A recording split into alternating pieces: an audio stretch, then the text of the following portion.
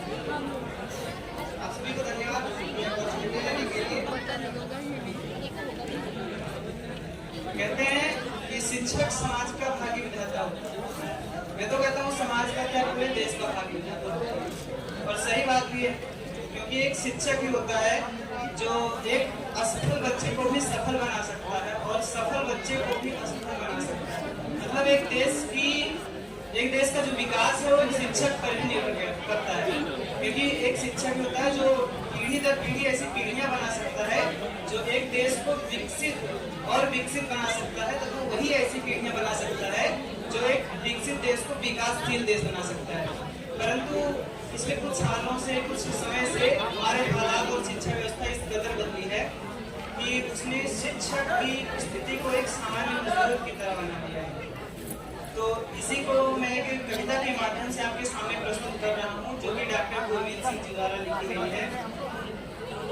एक कक्षा चल रही होती है गणित की, जिसमें मास्टर जी छात्र से पूछते हैं कि बेटे छक्का पढ़ा जाए। छात्र कहता है छक्कम छः बत्तीस जबकि हकीकत में है 36। छक्कम छः बत्तीस जबकि हकीकत में है 36। आप लोगों को भी पता होगा कि छः का पढ़ा कितना होता है, छः छः कितना होता है 36। तो बच्चा कहता है 32। इतने में गुरु को आया क्रोध, गलत जवाब का किया विरोध, अपनी छड़ी को उठाया, छात्र की ओर कदम बढ़ाया। ये सब देखकर पहले तो छात्र डोला, फिर कड़क के बोला मास्टर जी हाथ मत उठाना वरना बाद में पड़ेगा पछताना। हाँ माना कि मैं पहाड़े नहीं जानता हूँ, परंतु पीड़ा नदियों की धाराओं को पहचानता हूँ। मेरे तो मन में ये आया जब ये सब कांड हुआ स्कूल में, तो प्रिंसिपल कहाँ पे?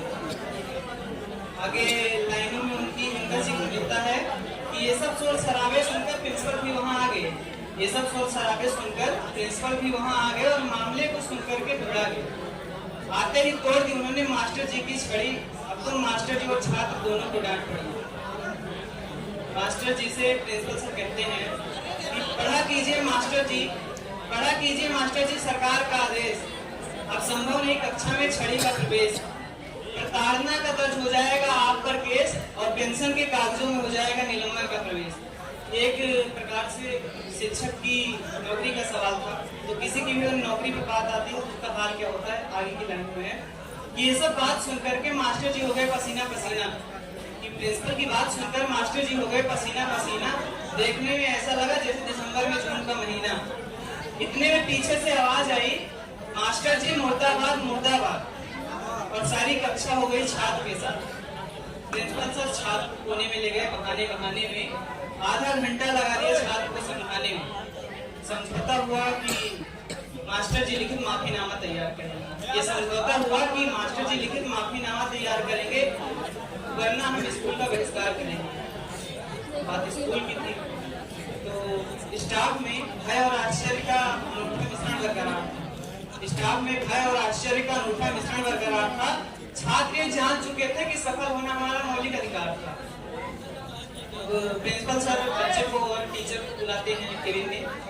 तो पहले तो टीचर चले जाते हैं और बाद में छात्र जब जा रहा होता तो प्रिंसिपल सर कहते हैं कि मान लीजिए माफी मास्टर जी, समय की जरूरत है। मान लीजिए मास्टर जी माफी, समय की जरूरत है। बच्चा इधर आ रहा है, यही मेरी नसीहत है। मास्टर जी ने कहा मैं माफी मांगने को तैयार हूँ। मास्टर ने कहा मैं माफी मांगने को तैयार हूँ, परंतु अकेले में। वो अपनी गरिमा नहीं खोना चाहते थे छात्र और स्टाफ के मेले में। बच्चे ने केबिन में आ कुर्सी पर बैठ माफीनामा का प्रबंध किया। बच्चे ने केबिन में आ कुर्सी पर बैठ माफीनामा का प्रबंध किया। तेज हवा के झोंकों ने शर्मिंदा होकर द्वार को बंद किया। अब क्या बताएं गुरु का दर्द, क्या पढ़ाएं, पढ़ाना मुश्किल हो गया और छात्र अब छात्र नहीं रहा, गुरु की इज्जत का कातिल हो गया।